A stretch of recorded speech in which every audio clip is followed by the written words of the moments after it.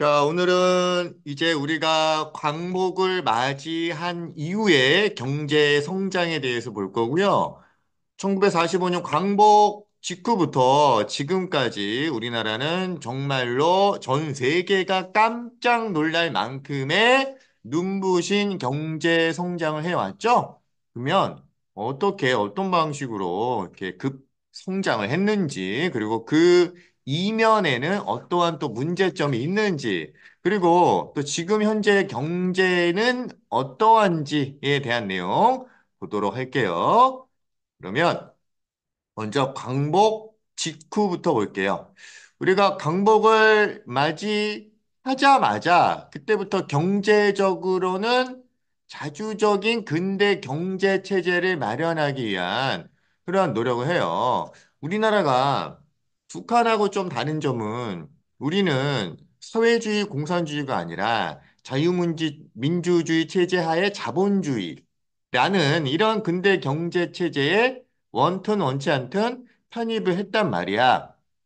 근데 그 이후에 이 자본주의 체제 하에서 광복된 이후에 어떠한 경제적인 문제를 해결해야 되느냐라고 했을 때 가장 중요한 거 바로 일제강점기 때 일본인들이 빼앗아 갔던 토지 그리고 친일파들이 그들이 또 권력과 힘을 이용해서 일반 농민들의 땅을 빼앗아 갔던 그 땅들, 그 토지들, 이거를 어떻게 해야 될까요? 당연히 친일파들이 갖고 있는 수많은 땅들, 또 일본인들이 갖고 있었던 땅, 조선 총독부가 갖고 있었던 땅, 이거 어떻게 해야 돼? 당연히 일반 농민들한테 분배해 줘야죠. 근데 마침 북한 쪽에서는 김일성이 농민들한테 땅을 그냥 무상으로 공짜로 나눠줬다고 해요. 자, 그러니까 남한 쪽에 있는 우리 농민들도 요구하겠죠. 그래서 결국 이승만 정부가 출범한 이후에 농지개혁이라는 농지개혁을 단행하게 돼요. 자, 이 농지개혁은 어떻게 하겠다는 것이냐? 자, 땅이 너무 많이 갖고 있는 사람들은 어느 정도 적당한 땅만 갖고 있어라. 그러면 어느 정도만 갖고 그 이상의 땅은 국가한테 팔아야 된다라는 이것이 바로 농지개혁이다라고 보시면 돼요. 뭐 이를테면 약 이제 그 뭐 이렇게 3만 평, 응? 아니, 만 평, 어? 만평 이상 농지는 국가가 유상으로 매입을 해요. 돈을 주고 땅을 사겠다는 얘기인데 그렇게 많은 돈을 주진 않아요. 그리고 유상 매입한 땅은 다시 땅이 없는 농민에게 유상으로 무상이 아니라 유상으로 분배를 해요. 그러면 농민들은 국가에게 돈을 주고 땅을 이제 받게 되는 거죠. 물론 농민들이 다 그지다 보니까 개그지예요. 돈이 없어. 근데 국가에서 땅을 싸게 판대. 그러면 내가 땅을 돈이 없지만 국가에게 빚을 지고 땅을 살 수 있게 되는 거예요. 결국 내 땅을 갖게 되는 거죠. 여러분들 요즘에도 집을 살 때 내 돈 다 주고 사는 사람은 없잖아요. 은행에서 많은 대출을 받아가지고 사잖아요. 그래도 내 집이 있는 것과 없는 거는 차이가 있겠죠. 그래서 이때 당시 국가가 야, 돈은 나중에 갚고 조금씩 갚고 일단은 땅을 사. 그래서 수많은 농민들이 땅을 소유하게 되는 거죠. 그러니까 예전에 몇 명의 지주가 대토지를 소유하는 이러한 형태의 농촌은 이제 완전히 사라졌다. 이렇게 보시면 돼요. 어쨌든 농민들은 내 땅을 갖게 된 거야. 그러다 보니까 뭔가 이 내 땅에 대한 자부심을 갖게 된 거예요. 근데 이제 갑자기 북한에서 쳐들어온 거야.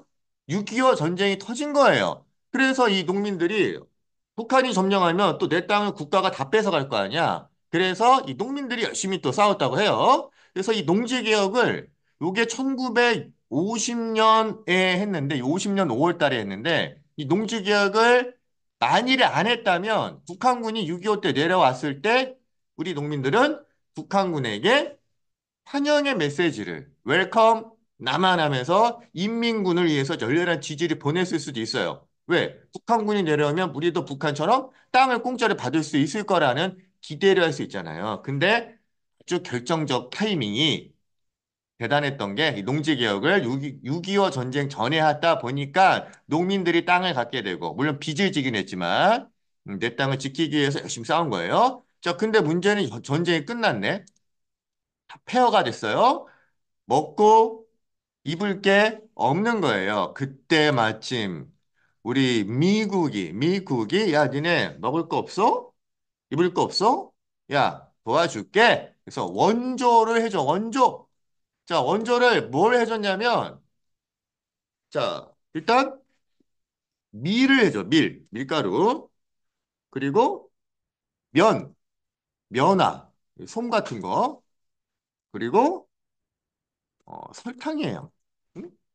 자, 밀가루, 면화, 설탕. 사실 요게 미국에서는 너무 많이 생산이 돼가지고 남아도는 거예요. 그러니까 오히려 너무 많다 보니까 처치 곤란일 정도였단 말이야. 뭐 우리한테는 너무너무 땡큐인 상황이죠. 미국 입장에서도 어차피 이거 버릴 거, 이거 쓰레기 될 거, 야, 저기 한국 전쟁 끝났는데 이런 거 없대. 야, 우리 선심 좀 쓰자 해서 이거를 그냥 공짜로 줘요. 무상으로 미국이 이걸 원조해 주는 거예요. 그러니까 우리는 이제 고맙죠. 그래서 이거 미국한테 받아가지고 전후 전쟁 끝난 이후에 복구 사업을 원활하게 할 수 있는데 문제는 밀가루, 면화, 설탕 이거를 또 가공해서 상품으로 판매할 필요가 있잖아요. 그래서 이런 것들을 하는 기업들이 미국에서 받은 요 세 가지 품목을 바탕으로 엄청나게 많은 이득을 얻게 돼요. 그래서 요 세 가지가 공교롭게도 색깔이 하얀 색깔이죠. 화이트죠. 그래서 세 가지 하얀 색깔의 산업을 위주로 6.25 전쟁 이후에 발전을 했다. 그래서 이제 학습지에는 소비재 산업이 발달했다. 우리가 뭐 먹을 것이든 입을 것이든 다 소비하잖아요. 근데 이때 소비재 산업을 특히 어떤 산업이라고도 하느냐? 자, 300산업이라고도 해요. 300산업은 왜 300산업이냐면 세 가지 하얀 색깔의 산업이다. 그래서 밀가루, 제일제당이라는 기업, 또 설탕, 밀가루는 제일제분, 설탕이 제일제당, 또 면화, 모직, 제일방적. 자, 이 제일자 들어가는 이때 당시에 제일제당, 제일모직 이런 이 기업이 지금의 어떤 기업이 될까요? 이 300산업 중에서 가장 대표적인 이 300산업을 통해서 발달한 지금도 세계적인 기업이 된 이 기업이 바로 어떤 기업일까요? 그렇죠. 삼성이에요. 삼성. 그래서 삼성의 모기업이 제일제당이에요. 그리고 제일제당이 지금 영어로 뭐라고 해요? 제일제당. CJ라고 하잖아요. 그러니까 지금 삼성의 모기업이 제일제당이에요. 이때 미국에서 받은 설탕을 가공해서 만들어서 이 제일제당이 어마어마한 특혜를 통한 재벌이 될 수 있었던 거예요. 그러니까 이건 사실 삼성이 뭐 능력이 있고 뭐 좋은 회사였다라기보다는 그냥 정부로부터 미국에서 무상 제공했던 요 세 가지 원료를 받아가지고 그래서 대기업으로 발전한 대표적인 케이스가 바로 지금의 삼성이다. 이렇게 보시면 되죠. 자, 그러다가 이제 박정희 정부 때로 넘어가면 우리 박정희 정부는 뭐 정치적으로는 독재도 하고 또 권력을 너무 장기적으로 이제 계속 이어갔다라는 문제점도 있지만 한 가지 인정해 줄 부분은 경제 성장이죠. 급속한 경제 성장. 이 국가가 주도했던 경제 성장, 특히 박정희 정부 때 대단히 국가 주도의 경제 성장을 많이 이루어내게 돼요. 그래서 주로 박정희 정부는 1960년대, 70년대 무려 20년 동안 박정희 정부가 집권하면서 통치하면서 경제는 눈부시게 발전을 한 거는 맞아요. 그래서 이때 박정희 정부의 경제는 국가가 주도하는 경제다. 국가 주도의 경제 성장을 추진했다. 자, 근데 1960년대와 1970년대 약간 산업의 양상이 좀 달라져요. 먼저 1960년대. 일단 우리가 이제 돈은 없으니까 해외에서 자본을 좀 빌려와요. 가장 돈을 많이 꺼온 나라가 어떤 나라일까요? 저 니뽕이에요. 그래서 니뽕에 가서 야 니네 우리 일제 강점기 때 말이야. 니네 우리한테 우리나라 빼앗아 가고 우리를 이렇게까지 못 살게 굴고 여기에 대해서 배상해.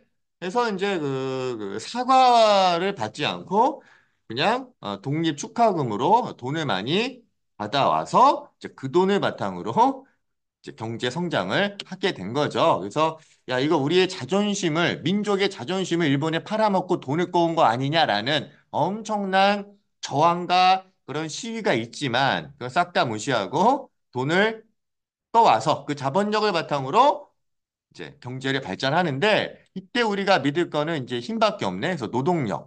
수많은 노동자들을 동원해서 임금은 쥐꼬리만큼 주고 그래서 우리의 가격 경쟁력을 높여서 수출을 증가하자라는 목표. 이 목표로 주로 우리가 수출했던 수출 품목은 섬유와 식품 등 이걸 뭐라고 하냐면 소비재 산업이라고 이야기해요. 소비재 산업. 주로 이제 섬유, 그옷 같은 거예요. 옷. 응? 뭐 가발 같은 거 이런 거 만드는 거죠. 식품, 이런 것들 좀 가벼워요. 그리고 우리가 먹고 입고 소비하는 이런 품목들이에요.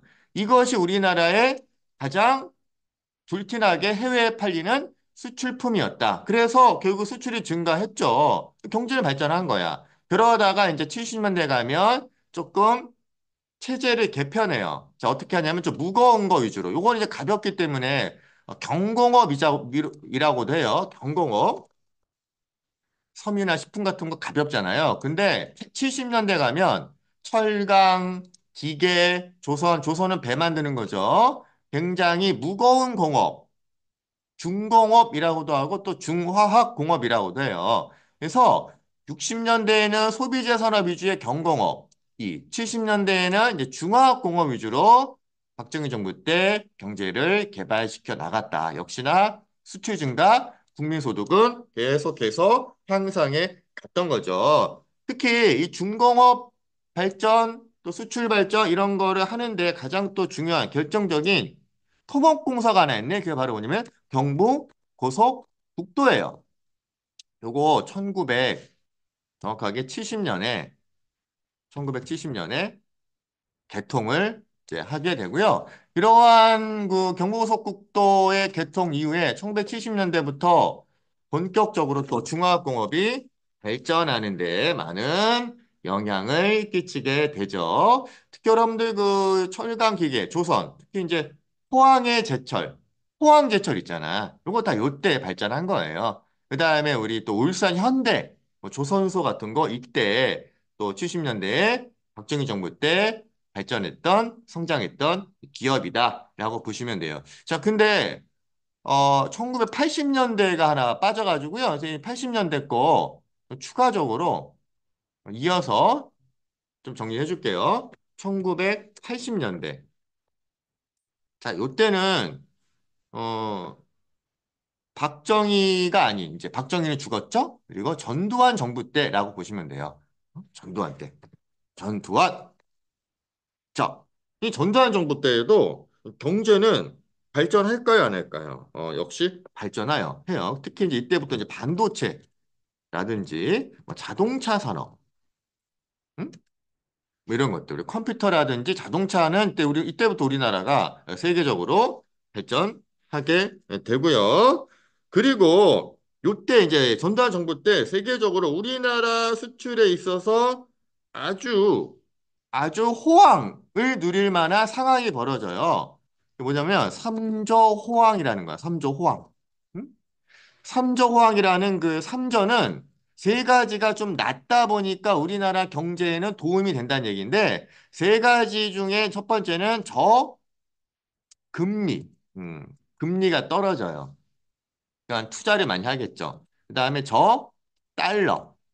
달러가 좀 낮아지면은 결국 우리나라의 가장 경쟁 상대였던 일본이 엔화가 높아지고 그러면 당연히 일본 기업 제품, 그러니까 일본 자동차나 일본 TV보다는 우리나라 TV가 더 잘 팔리는 거죠. 그래서 우리나라 수출에는 더 유리해지는 거야. 그 다음에 결정적으로 저유가. 응? 유가, 석유 가격이 떨어져요. 그럼 당연히 공장을 돌릴 때 석유 가격이 떨어지면 기업 입장에서는 더 좋은 거 아니야. 그래서 요 저금리, 저달러, 저유가 요걸 바탕으로 전두환 정부 때에는 아주 운 좋게 경제 호황을 맞이하게 되고 1960년대, 70년대 박정희 정부에 이어서 전두환 1980년대에도 우리나라 경제는 계속해서 성장을 이어가게 되는 거죠. 그런데, 그런데 이제 1990년대 쪽으로 이제 넘어오면서, 자, 넘어오면서 그 4단원까지 오늘 마무리할 거예요. 세계적인 추세인 신자유주의 경제 정책이 우리나라에도 영향을 끼치게 돼요. 자, 신자유주의는 다시 자유주의로 가자. 그동안 너무 국가가, 정부가 경제를 이끌어 왔는데, 이제는 정부의 역할 줄여 시장의 자율성에 맡겨 뭐 이러한 경제 체제를 뭐라고 한다? 신자유주의 경제 체제다라고 이야기하는 거예요. 그러니까 이거는 어떻게 보면 상대국들, 대기업들이 좋아하는 거야. 자유롭게 경쟁을 하면 걔네들은 자본력이 워낙 크기 때문에 자본과 기술이 더 큰 이러한 국가가 더 유리한 거죠. 그래서 미국 같은 강대국들이 야, 우리 신자유주의 하자. 그래서 무역, 관세 같은 거 낮추고 자유롭게 무역하자. 그러다 보니까 어, 우리나라의 농산물, 축산물, 수산물, 또 자본 개방하라는 압력이 들어와요. 그래서 결국 어떻게 개방해야죠. 그래서 쌤이 이제 어렸을 때는 바나나라든지 오렌지 같은 외국 과일들 요거 되게 비쌌거든. 관세를 많이 붙여가지고. 근데 이제 이런 농축산물 개방하니까 굉장히 싸게 값이 확 떨어지는 거예요. 그래서 지금 바나나 그냥 되게 싸잖아. 옛날에는 바나나 한 송이가 한 송이 아니라 한 개가 1,000원이었어요. 지금으로 따지면 한 뭐 7, 8천 원 하겠죠. 그래서 생일날만 먹었다라는 게 바나나인데 지금은 이제 다 개방이 되니까 그럼 막 들어오는 거예요. 그러면 당연히 우리 농민들, 어민들 되게 타격이 있겠죠. 게다가 이 시장, 이 신자유주의 경제 체제의 확산이 우리나라 정부는 굉장히 좀 미숙한 대응, 좀 무능한 정부, 좀 바보 같은 정부 때문에 결국 우리는 결국 점점점 경제가 어려워지다가 한순간에 쫄딱 망하면서 아주 굴욕적으로 다른 국제통화기금에게 달러를 꺼와야 되는 그런 이른바 외환 위기라는 것이 발생을 해요. 자, 외환 위기는 국제통화기금, 영어로 IMF, International. 자, 그 다음은 알아보시고요. 자, IMF, 이 국제 통화 금융으로부터 달러를 꺼오는 거예요. 여기 이제 97년에 이렇게 우리는 IMF 사태를 맞게 되는 거죠. 그러니까 IMF가 돈을 꺼주면서 야, 니네 이렇게 바보같이 말이야. 너무 회사 많이 만들어 놓고 공장 많이 만들어 놓고 너무 이게 대출 받아가지고 일만 저질러 놓으니까 저렇게 니네 쫄딱 망한 거 아니야. 그러니까 니네 말이야. 기업 덩치 좀 줄이고 또 금리 올려. 뭐 이딴 식으로 우리나라 경제에 IMF가 일일이 통제를 하는 거예요. 자, 그럼 우리는 어쩔 수 없잖아. IMF가 하라는 대로 해야 돼요. 그래서 기업, 금융 개혁, 뭐 구조 조정, 뭐 말이 좋아서 개혁이지. 야, 야, 니 나가 뭐 이런 거죠. 야, 회사 하나 없애, 정리해. 뭐 이런 식으로. 그러니까 이때 많은 사람들이 실업자가 돼요. 직업을 잃는 거예요. 그리고 직원을 뽑을 때에도 정규직이 아닌 비정규직을 뽑는 거예요. 그리고 정말 그 탄탄한 대기업들은 결국 살아남고 좀 약간 좀 부실한 기업들은 싹 다 망하는 거예요. 그러다 보니까 대기업과 중소기업의 차이, 또 빈부의 차이 이런 것들이 점점 점점 심각해지는 거죠. 그러면서 또 이제 노동 문제가 이제 발생하는 거예요. 우리 노동자들, 어, 좀 자기 직장에 대한 불안감이 이제 커지게 돼. 언제 잘릴지 모르는 거예요. 또 내가 다니는 기업이 언제 망할지 모르는 거예요. 음? 자, 그리고 정규직도 뽑지 않고 비정규직도 이제 엄청나게 차별을 하는 거예요. 이러한 심각한 노동 문제가 이때 당시에 일어나는 거죠. 자, 선생님도 이제 이때 대학을 졸업하고 이제 취업을 해야 될 상황이었는데 취업이 안 되는 거야. 응? 기업이 다 망하는 거예요. 선생님이 지금 대우라는 기업에 원서 냈다가 그 기업이 바로 망했어요. 그 대기업이 망하면 거기에 딸리는 중소기업이 막 줄줄이 같이 망하는 거예요. 굉장히 심각한 사태가 이때 IMF 때였다. 이렇게 이제 보시면 되죠.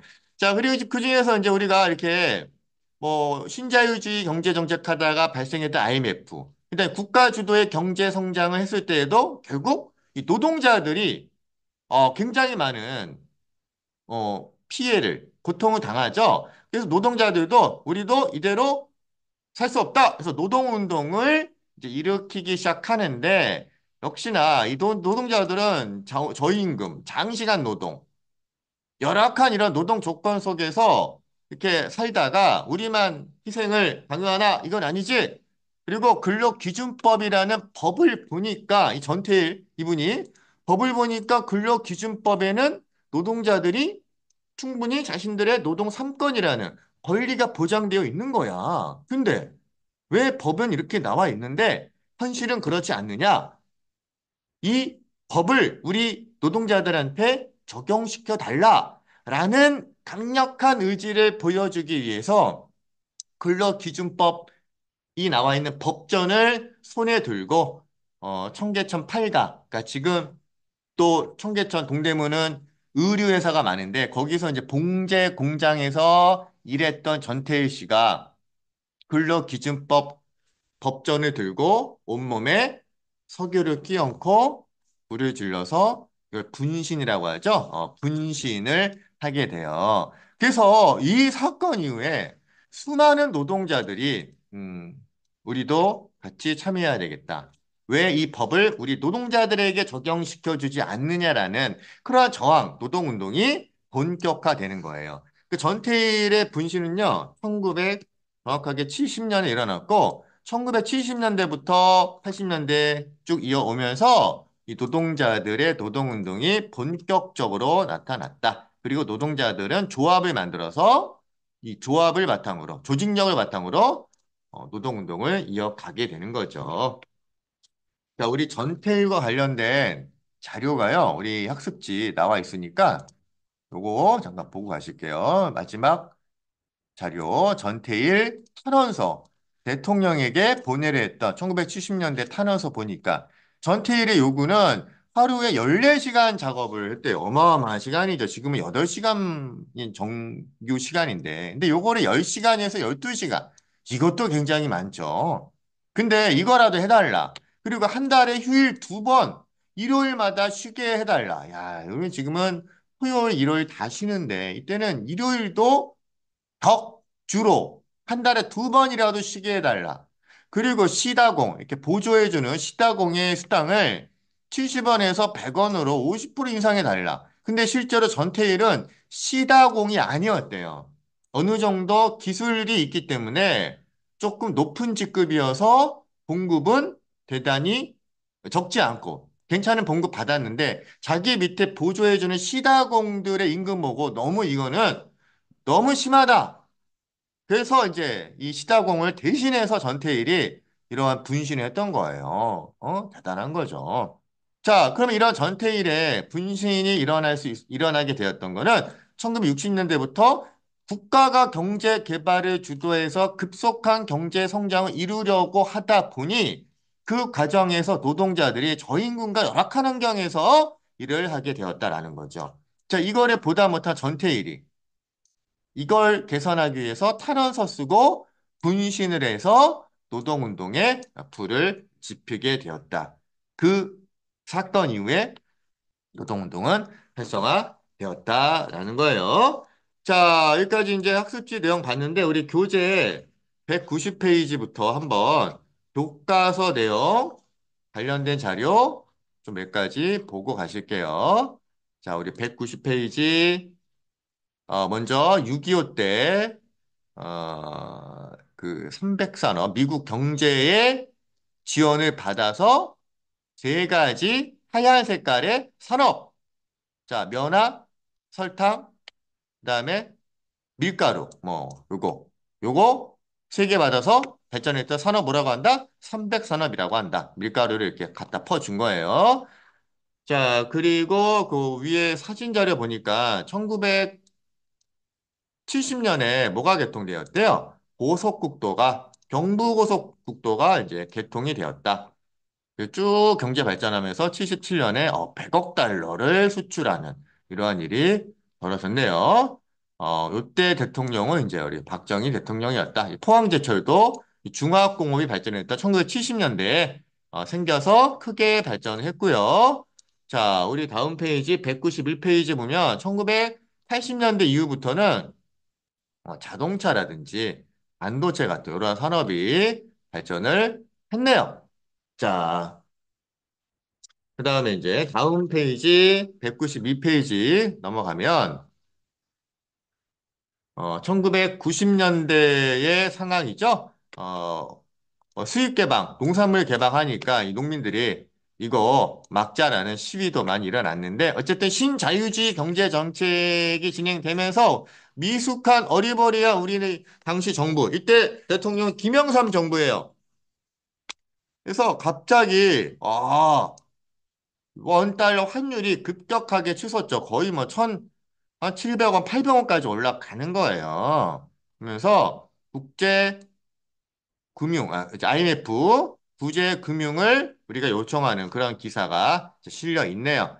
그래서 1990년대 후반의 경제 위기, 외환 위기 IMF는 다행히도 김대중 정부 때 모든 그 빚을 IMF로 받은 요 달러를 다 갚아요. 특히 이 과정에서 국민들의 금모으기 운동이 굉장히 빛이 났죠. 하지만 이러한 경제 성장 과정 속에서 우리는 반드시 노동자들의 열악한 환경을 기억해야 되고 이 노동자들의 노동운동이 폭발했던 그 시발점은 전태일의 분신 사건이었다. 라는 내용이었어요. 우리 전태일의 동상의 모습을 193페이지에서 한번 볼까요? 보시면 이렇게 이분이 전태일이에요. 아까 우리가 봤다시피 이러한 탄원서를 보내려고 했다. 그래서 전태일 씨가 이렇게 있고요. 경제 성장한 건 좋은데 우리 사회가 너무 양극화되어 있다. 잘 사는 사람은 여전히 잘 살고 못 사는 사람은 여전히 못 사는 이러한 문제점들이 나타나고 있고요. 그리고 이제 IMF 때 1997년 이때 우리나라가 굉장히 대대적인 큰 어려움을 겪게 되었다. 특히 이제 어떤 기업이 뭐 이렇게 스트레스 가장 많은 게 뭐냐? 그러니까 IMF라고 하는 거죠. 그래서 이때 IMF 때 대기업가도 망할 수 있잖아요. 또 은행도 망해요. 그래서 가장 인기 있는 직종이 그때 당시에는 공무원과 교사였어요. 그래서 선생님도 사실 교사의 별 뜻은 없었는데 IMF의 여파로 대기업, 기업의 취직이 안 되니까 그리고 교사 인기가 높아지니까 그때 이제 이렇게 선생님이 된 거죠. 자, 자, 어쨌든 이렇게 이제 우리 경제 성장에 대한 내용을 좀 봤고요. 자, 그래서 오늘 경제 관련된 내용 여기서 마무리하도록 할게요. 오케이, 안녕.